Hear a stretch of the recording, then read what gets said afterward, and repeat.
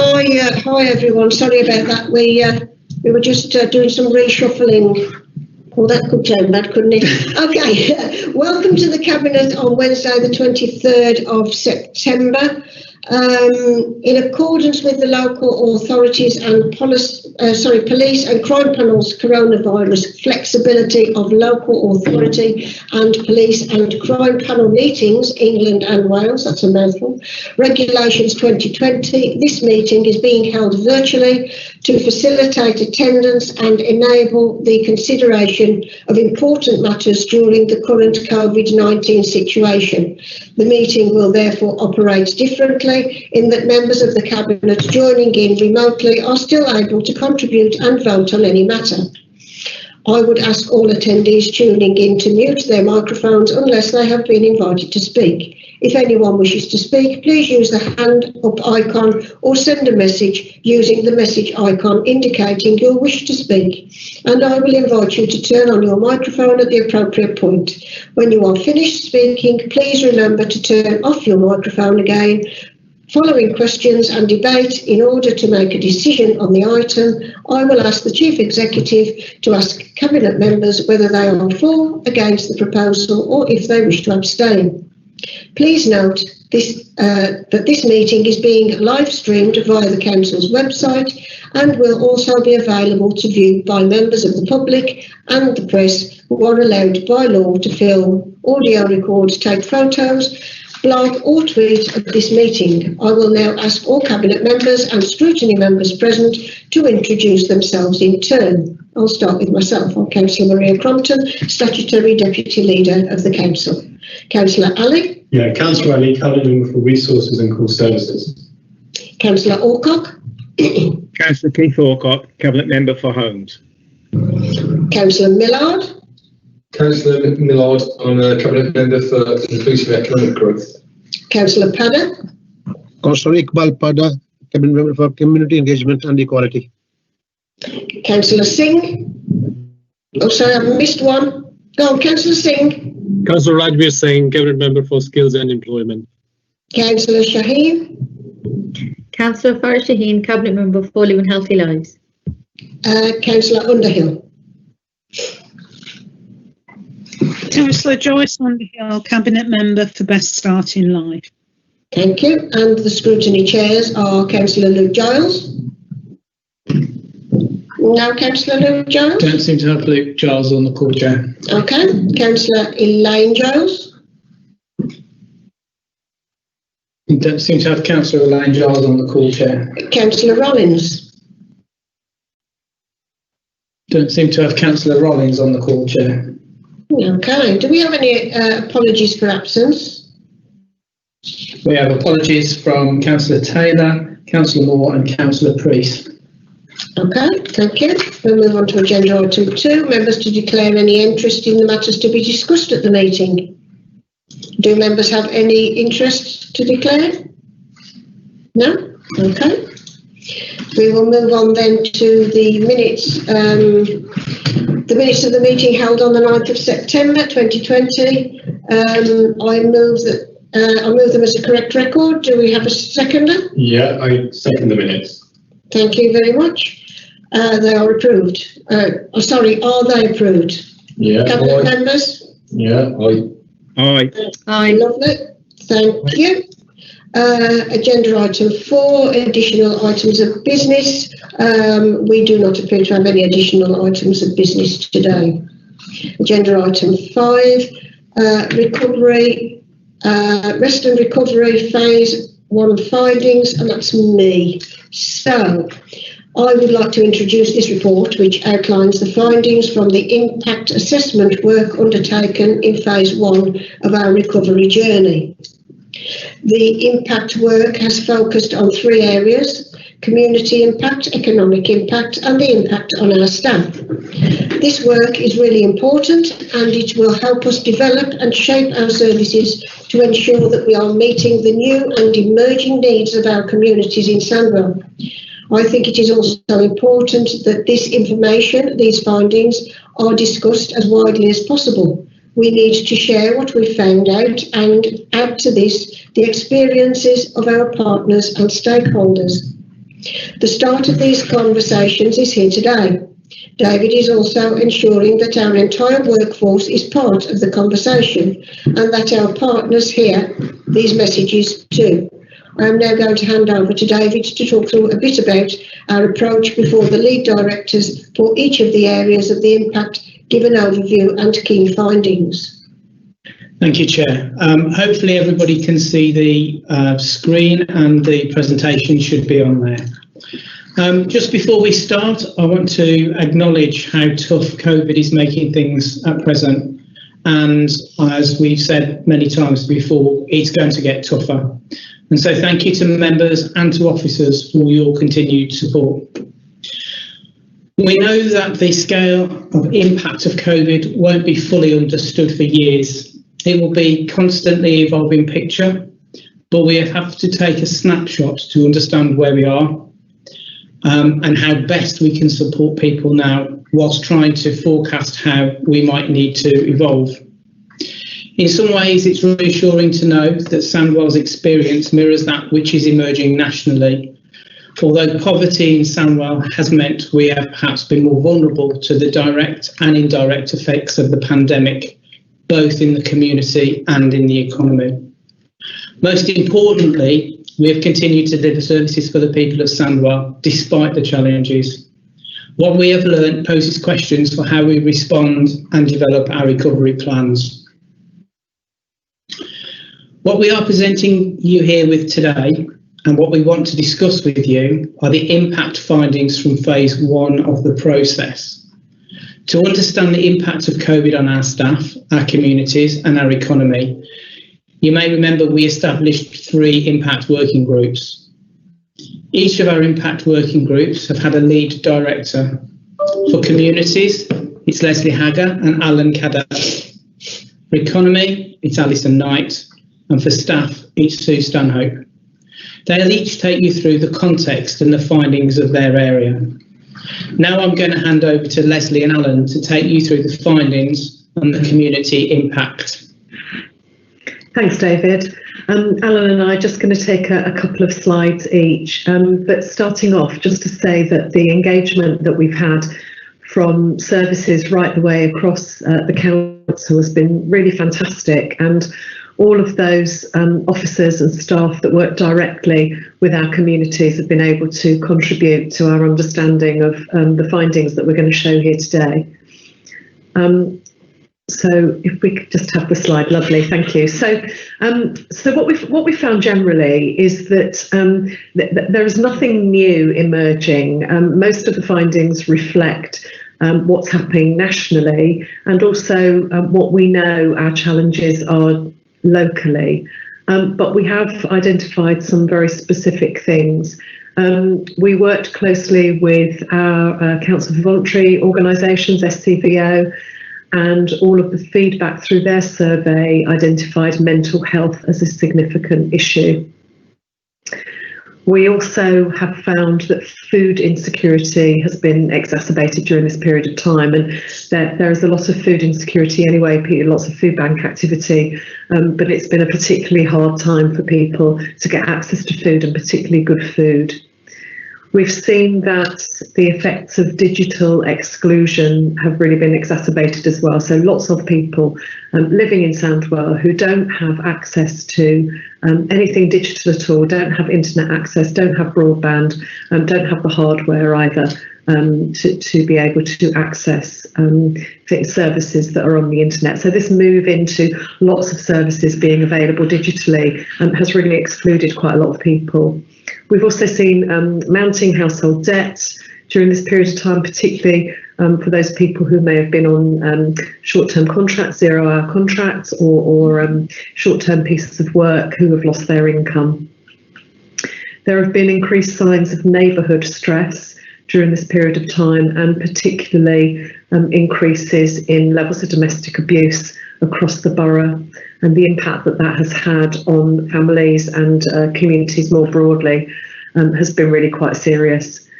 The public health survey of our BAME groups underlined that communities that are heavily interconnected have been more affected. And normally, this is a really positive thing in Sandwell, that we've got intergenerational families and they really support each other well. But because of the way that COVID impacts that those intergenerational families, it's been really quite difficult for BAME groups particularly. The next slide, please. We also carried out a survey of young people. The concerns and stresses that they were highlighting were really around missing their family, missing their friends, missing that daily contact that they have by going to school. We have had 652 children shielding, and half of those were in West Bromwich and Smethwick. And so there have been particularly concerns about support for those children and for those families to access support as well. And it's actually been very touching and moving that young people are concerned about other young people that are in that situation.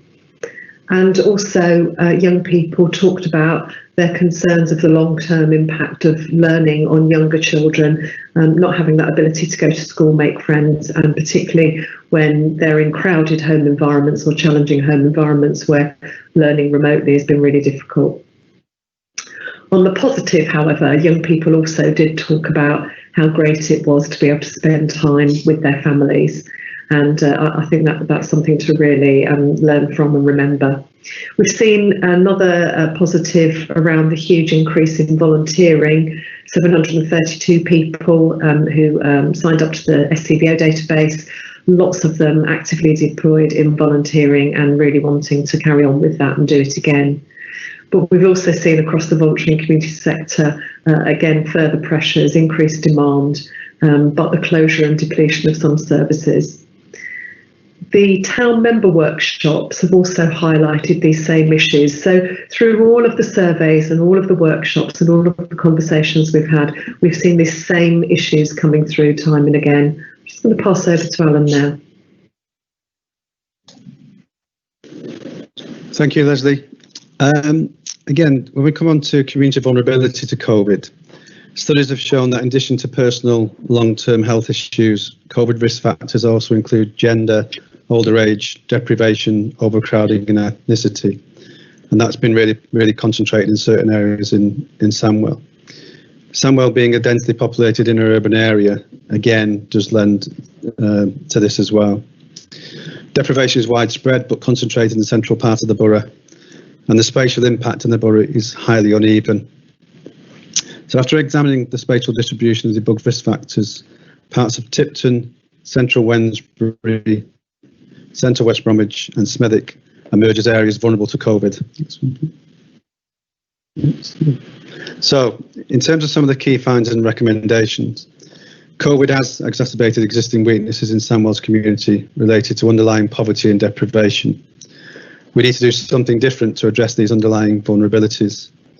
And to do this well, we need to ensure engagement is done in the right way and is culturally sensitive, changes in our own organisation to do things more corporately, focus more resources in areas of most need, but importantly, have clear measures of success.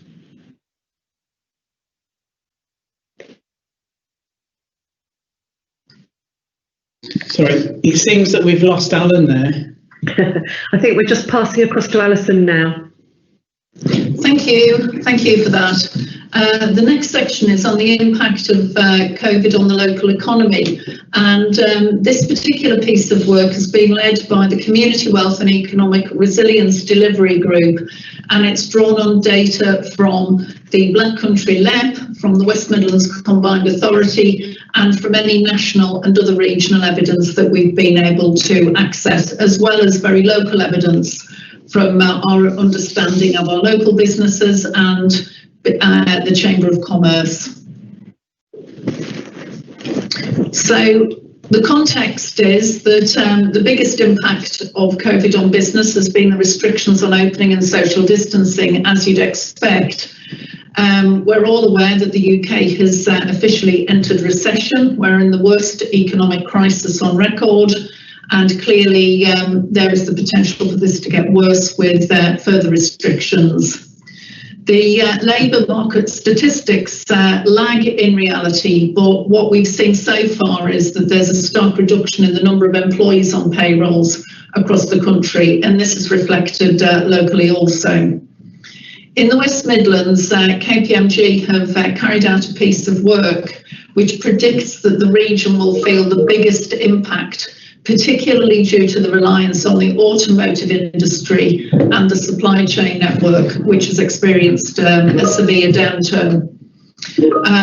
We've seen a raft of business closures and redundancy announcements, and furlough levels are actually higher in this region than many other areas.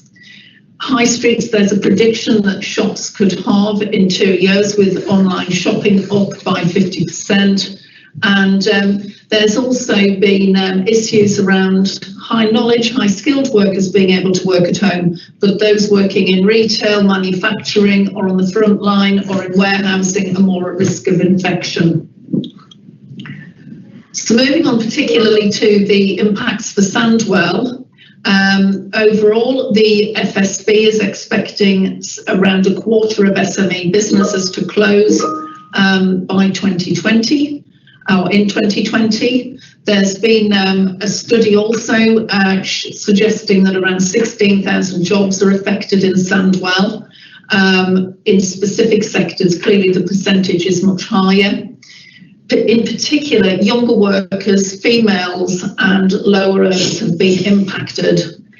What's been a particular issue as well is the number of vacancies. There's been a drop in those and a mismatch in what's available and those made redundant, which I'll come on to further. There is a huge concern that when furloughing ends in October, that there's going to be a further spike in redundancies. We're still assessing what university opportunities and what places have been taken up and whether that's caused further issues along with college places, and that's something that we're looking at now as students return to further and higher education. There's been issues with digital exclusion, a theme that came out in the earlier feedback, with 10% of young people we worked with having no access to IT. There's also an impact that those with higher skills are not able to access jobs at a similar level and now looking at lower skill jobs, which is having a knock-on effect for those with lower skills. And a key issue that Job Centre Plus has highlighted, which again came out in the other feedback, is that mental health is a big issue, and it's something that will need to be factored into future employment interventions. So we know that unemployment has more than doubled during the year to reach over 18,000. 9.3% of working age people were unemployed by July, which is above the regional level. And I've already said about furloughing. When it ends, we're expecting a further rise. What we've already seen is that universal credit claims have doubled from February to July to over 35,000 people, and this has had an impact on the advice services with our voluntary sector, but also our own welfare rights team. So the biggest challenges, to summarise, are that there's been a disproportionate impact on young people, lack of apprenticeship vacancies, the university options, unstable employment. The low skills base in Sandwell means that the starting point is lower, and that those becoming unemployed are finding it harder to re-access the job market. There's an impact on those aged 50 plus. They will be disproportionately impacted. The support that we're going to need to provide in the future will need to be different. There will be a higher skill cohort. We will need to look at other issues to help people gain their confidence to return to the market. Digital exclusion and poverty, as mentioned in the other feedback, is obviously a major barrier for our residents to help them with training and upskilling. Mental health, anxiety, accessing the labour market, and a particular impact is the economic impact on the BAME community and how we can actually tackle the issues better in those communities. Thank you. Now move on to Sue Stanhope. Well, good afternoon, everybody. So we've been doing work and collecting a lot of information from all of our employees through surveys, focus groups and staff conferences. So this is some feedback that we've had so far in terms of the impact on our workforce. What is clear is that there's been a huge shift in the way that people work. So prior to April, we did have some people working from home, and at the time when the pandemic started, we saw a huge shift in employees at the request of the organisation going to work from home. At that time, when we did a survey in April, 88% of our staff were working from home, and 6% had a blended home and work office. And clearly the balance then is made up with the frontline staff at that time who were continuing to work through the process, through the pandemic. We've had a workplace vision programme board running, which has been intending to achieve these kinds of changes. But clearly the impact of the pandemic has absolutely sped that up. And there have been lots of positives that have come out of that. But there have also been some challenges for both the organisation and our employees. In the survey that we did at that time, 65% in July, 65% of people were saying that they would like to work from home on a permanent basis. You'll see in some of the later feedback that there's been some slight changes to that and some nuancing of that as the period of time people have been working from home has expanded. We've also been really keen to make sure that we are monitoring and understanding the impact of this new way of working and the challenges and the pandemic on the wellbeing and mental health of our workforce. In the survey that we did in July, staff rated themselves as being pretty healthy. So 7 out of 10 of them were saying they were pretty healthy in regards to their mental health and well-being.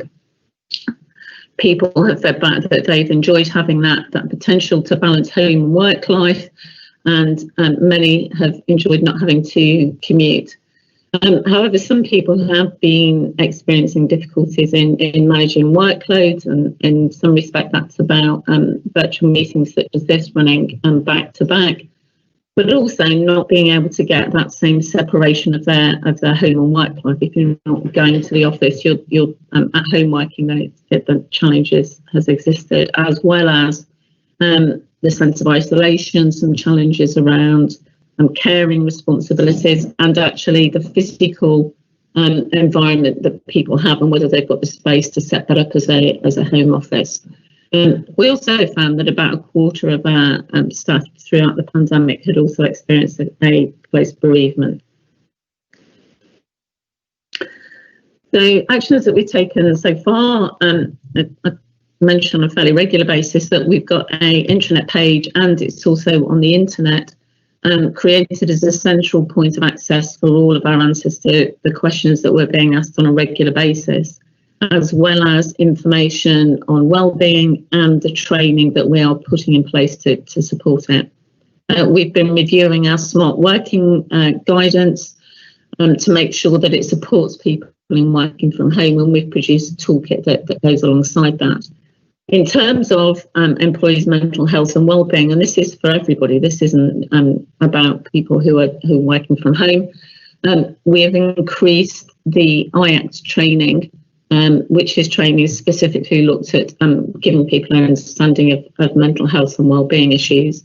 In terms of physical wellbeing, we've got sessions running with the physiotherapists, where he'll do virtual sessions and talk people through that. We've got a range of training programs in place, both in terms of ICT, so tips and tricks for people on how to use things like Teams, but also support for managers who are managing remotely, employees who are working remotely, and the vast majority of our training now is done through technology. We've also deployed telephony solutions so that other services can work remotely, and we've implemented a new MySandwell services, and we've accelerated a paperless workforce project, which is working on minimising, as it would suggest, the amount of paper that would circulate, but that idea of having to print and come into an office to print. So some of the key recommendations and messages: generally staff feel that they've coped well and have adapted to that new sense of wellbeing. we are getting feedback that people do want to try and understand whether they will be able to return to an office, if not in a pre-COVID world, then certainly in a managed and COVID safe way. How we can achieve that. And we do recognise that working from home doesn't suit everybody all the time. So we're trying to get that blending model that meets the needs of the organisation, works for a service and also works for individuals. And we're working on defining that new operating model at the moment. We're clearly having to work within the guidance that we're getting from the government in terms of people working from home or working in offices. But I think that it's important that we continue to do that piece of work so that we have that ready to go. And throughout the process, it's been really important to us to continue to listen to employees, either through regular pulse surveys, we've done staff conferences, and we're also working with the trade unions still on 3 times a week. We have a meeting with them to talk about issues that are coming up in relation to this. And we also absolutely are picking up the issue around our employees who don't have access, those particularly our frontline employees who don't have remote access, and therefore how we supplement the communications methods that are in place with them at the moment.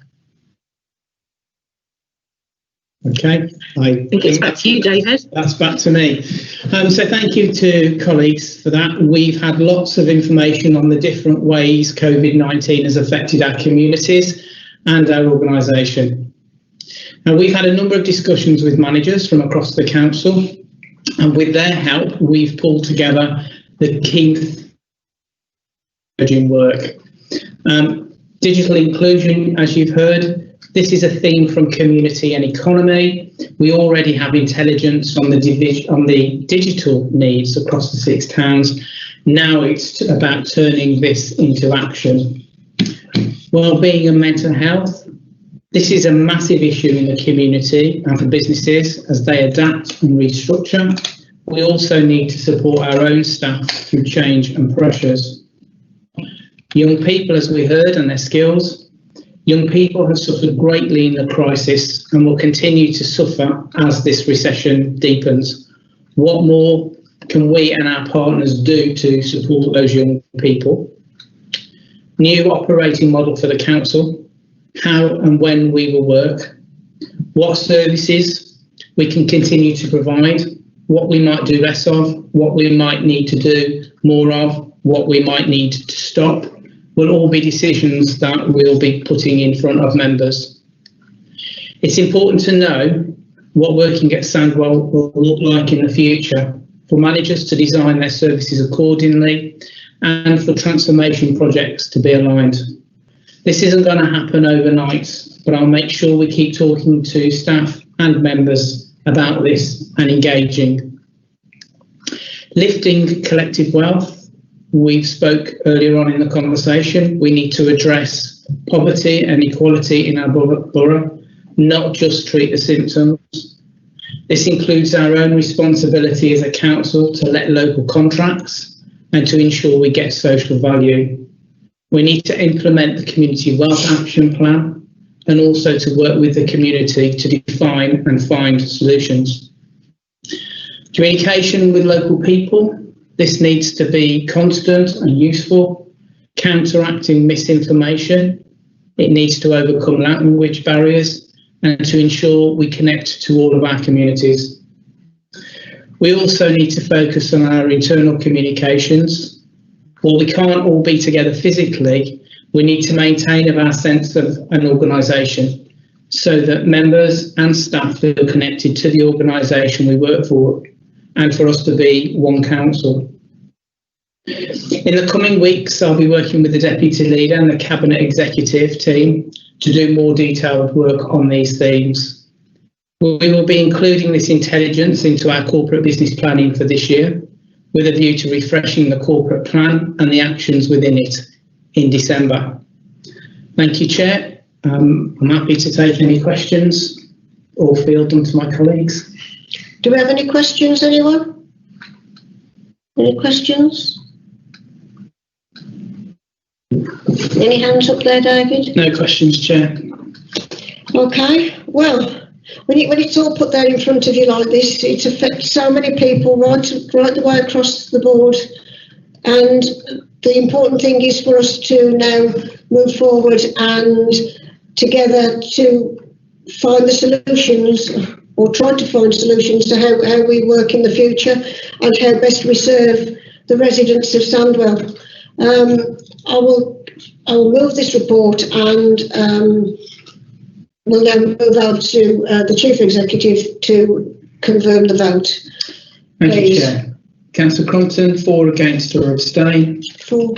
Councillor Ali, for, against or abstain. For. Councillor Alcock, for, against or abstain. For. Councillor Millard, for, against or abstain. For. Councillor Padda, for, against or abstain. For. Councillor Shaheen, for, against or abstain. For. Councillor Singh, for, against or abstain. For. Councillor Underhill, for, against or abstain. For. Thank you, Chair. Okay, everyone's in favour, and that report is approved.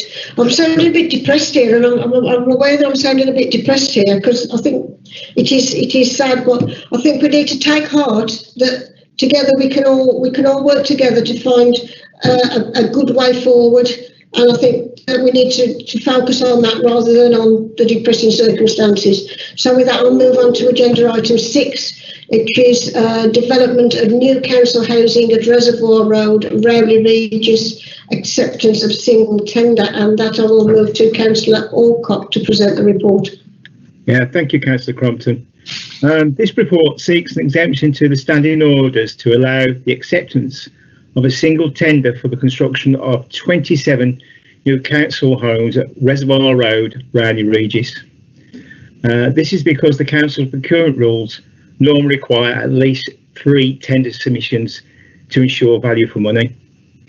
Specifically, it requests permission to appoint Seddon Construction Limited as a single bidder for the contract. The Reservoir Road scheme was approved by the Cabinet on the 5th of June 2019, and this report is only necessary due to the subsequent tendering exercise resulting in a single tender being received. As we mentioned before, we normally require 3 tenders to be received before awarding a contract of this value, which is just under 4.5 million. However, as Seddon Construction are currently working on similar project at Strathmore Road in Tipton, which was procured under a competitive tender. An exercise has been carried out whereby those contract rates have been examined and found to be comparable. Officers have also compared 5 other similar housing projects, and the results have shown that the tender by Seddon Construction for Reservoir Road is actually below the average cost for these other sites.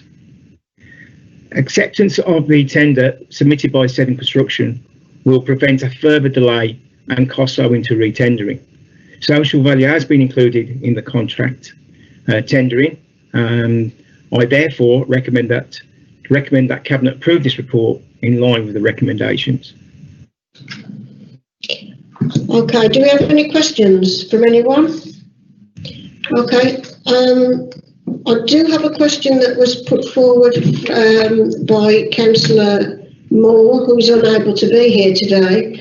In 6.1, there is a reference to this project being behind schedule. Can the Cabinet member expand upon the reasons for this? Is this because of COVID-19? In addition, in light of this report, can a further report be brought forward on the Council Housing Building Programme with clear details of where the Council is at and with its various new building projects and the timescale for completion? Can you respond, please? Yeah, thank you, Councillor Crompton. Yeah, on the actual delay, there was some initial delays in the remedial works to the site, and obviously COVID-19 has had an impact, and we're approximately 4 months behind programme. And also, yes, I do agree with Councillor Moore's comment about bringing a report forward, and one, he's been prepared to update the Cabinet on the Council House Build programme. This will be included an update on the status of each site and projections for the completion of the project. Okay, do we have any further questions from anyone? No hands up, Chair. No? Okay. In that case, we'll move on to the Chief Executive, who can call on each member to confirm their vote, please. Thanks, Chair. Councillor Crunton, for, against or abstain. For. Councillor Ali, for, against or abstain. For. Councillor Alcock, for, against or abstain. For. Councillor Millard, for, against or abstain. For. Councillor Padder, for, against or abstain. For. Councillor Shaheen, for, against or abstain. For. Councillor Singh, for, against or abstain.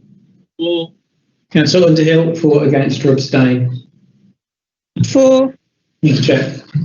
Thank you. Everyone is in favour of the report and it is approved. We'll move on to agenda item 7, approval to modify contract value for existing technology hardware contract. Can I ask Councillor Ali to present the report, please? Thank you, Deputy Leader. So last year, the ITC service awarded a technology hardware contract through a framework agreement to XMA Limited. The contract period was for 3 years, commencing on the 1st of May 2019 to the 30th of April 2022. A maximum value of 3 million was set for the contract. This was determined based on the ICT's forecasted requirements over the contract period.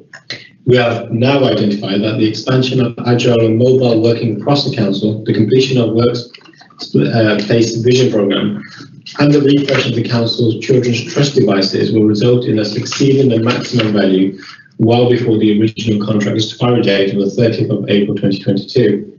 Our procurement service has been consulted and they have confirmed that in these circumstances, Regulation 72(1)(b) of the Public Contract Regulation allows us to increase the maximum value set in the original contract by up to 50%. XMA have performed well since securing the contract and we believe we are getting value for money on the goods we purchase. So I therefore recommend that Cabinet approve the increase of the value of the contract to technology hardware services with MXA Limited by 1.5 million, so as the contract value from 3 million to 4.5 million, and the contract commenced on the 1st of May 2019 and will run until the 30th of April 2022. Number 2, subject to above, authorise the Director of Law and Governance and the Monitoring Officer to execute a formal variation to the existing contract and to increase the contract value from 3 million to 4.5 million. I'm happy to take any questions. Okay, any questions, anyone? No? Okay then, can the Chief Executive now call each member for their vote, please? Thank you, Chair. Councillor Crunton, for, against or abstain. For. Councillor Ali, for, against or abstain. For. Councillor Alcock, for, against or abstain. For. Councillor Millard, for, against or abstain. For. Councillor Padder, for, against or abstain. For. Councillor Shaheen, for, against or abstain. For. Councillor Singh, for, against or abstain. For. Councillor Underhill, for, against or abstain. For. Thank you, Chair. Okay, everyone is in favour of the report and it is approved. Okay, well, with that, that brings us to the end of the Cabinet meeting for today. Thank you all for attending and hope to see you soon. Thank you very much.